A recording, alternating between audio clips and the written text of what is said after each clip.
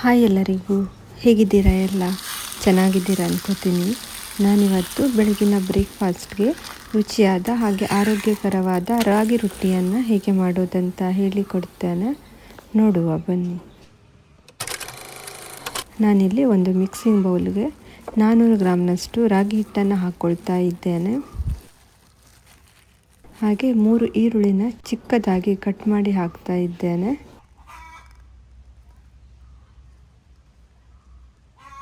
ಹಾಗೆ 1 ಕಪ್ನಷ್ಟು ಕ್ಯಾರೆಟನ್ನು ತುರಿದು ಹಾಕ್ಕೊಳ್ಳಿ.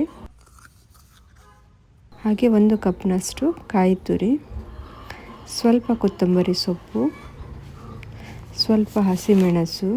ಮಕ್ಕಳಿಗೆ ಮಾಡೋದಾದರೆ ಹಸಿಮೆಣಸನ್ನು ಹಾಕ್ಕೋಬೇಕಂತ ಇಲ್ಲ. ಹಾಗೆ ಸ್ಪ್ರಿಂಗ್ ಆನಿಯನ್ ಅಂದರೆ ಈರುಳ್ಳಿ ಹೂವನ್ನು ಕಟ್ ಮಾಡಿ ಹಾಕ್ತಾ ಇದ್ದೇನೆ. 1 ಸ್ಪೂನ್ ಜೀರಿಗೆ, ರುಚಿಗೆ ತಕ್ಕಷ್ಟು ಉಪ್ಪನ್ನು ಸೇರಿಸಿ ಒಂದು ಸಲ ಮಿಕ್ಸ್ ಮಾಡಿಕೊಳ್ಳಿ. ಮಕ್ಕಳು ತರಕಾರಿ ತಿನ್ನಲ್ಲ ಅಂದಾಗ ತರಕಾರಿಗಳನ್ನು ಇದಕ್ಕೆ ತುರಿದು ಹಾಕಿ ಮಾಡಿಕೊಡಿ, ತುಂಬ ಚೆನ್ನಾಗಾಗುತ್ತೆ. ಹಾಗೆ ಹೆಲ್ತ್ಗೆ ಕೂಡ ತುಂಬ ಒಳ್ಳೆಯದು. ಸ್ವಲ್ಪನೇ ನೀರು ಹಾಕಿ ಹಿಟ್ಟನ್ನು ಕಲಸ್ಕೊಳ್ಳಿ. ಹಿಟ್ಟನ್ನು ಜಾಸ್ತಿ ಗಟ್ಟಿ ಮಾಡ್ಕೋಬೇಡಿ. ರಾಗಿ ಮಾತ್ರ ಅಲ್ಲ, ರವೆಯಲ್ಲೂ ಕೂಡ ಇದೇ ರೀತಿ ಮಾಡ್ಕೋಬೋದು. ಯಾವ ರೀತಿ ಮಾಡೋದಂತ ಆಲ್ರೆಡಿ ಚಾನಲ್ನಲ್ಲಿ ಅಪ್ಲೋಡ್ ಮಾಡಿದ್ದೇನೆ. ನೀವು ನೋಡಿಲ್ಲ ಅಂದರೆ ಚಾನಲ್ನಲ್ಲಿ ಚೆಕ್ ಮಾಡಿ.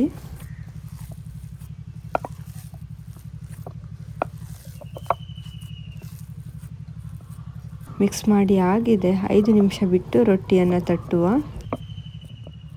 ರೊಟ್ಟಿಯನ್ನು ತಟ್ಟಲಿಕ್ಕೆ ಬಟರ್ ಪೇಪರ್ ಅಥವಾ ಬಾಳೆ ಎಲೆಯನ್ನು ಕೂಡ ಯೂಸ್ ಮಾಡ್ಬೋದು. ಸ್ವಲ್ಪ ನೀರನ್ನು ಹಾಕಿ ತಟ್ತಾ ಇದ್ದೇನೆ. ಆಯಿಲನ್ನು ಕೂಡ ಹಾಕ್ಕೋಬಹುದು.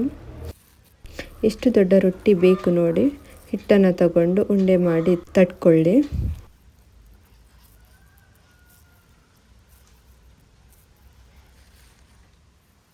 ಸ್ವಲ್ಪ ನೀರನ್ನು ಕೈಗೆ ತಾಗಿಸ್ಕೊಳ್ತಾ ಹಿಟ್ಟನ್ನು ಈ ರೀತಿ ಸ್ಪ್ರೆಡ್ ಮಾಡಿಕೊಳ್ಳಿ.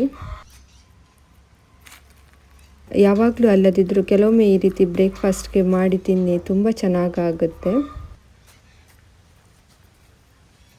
ಹಾಗೆ ನನ್ನ ರೆಸಿಪಿಗಳು ನಿಮಗೆ ಇಷ್ಟ ಆಗ್ತಾ ಇದ್ದರೆ ಪ್ಲೀಸ್ ಕೋಸ್ಟಲ್ ಕುಕಿಂಗ್ ಚಾನಲನ್ನು ಸಬ್ಸ್ಕ್ರೈಬ್ ಮಾಡಿಕೊಳ್ಳಿ.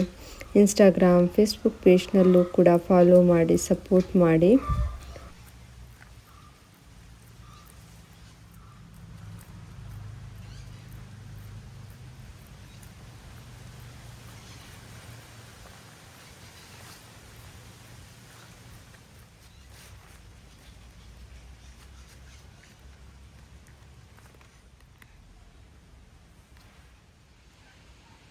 ತವಾನ ಬಿಸಿ ಆಗಲಿಕ್ಕೆ ಇಟ್ಟಿದ್ದೆ.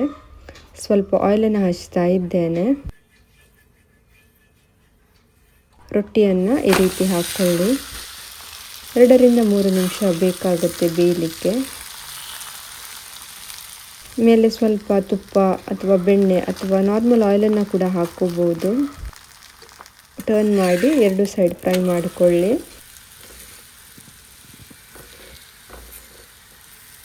ಇದು ಫ್ರೈ ಮಾಡಿ ಇಟ್ಟು ತಿನ್ನೋ ಬದಲು ಫ್ರೈ ಮಾಡ್ತಾ ಬಿಸಿ ಬಿಸಿ ಇರುವಾಗಲೇ ಸರ್ವ್ ಮಾಡಿ ತಿನ್ನಿ, ತುಂಬ ಚೆನ್ನಾಗಾಗುತ್ತೆ.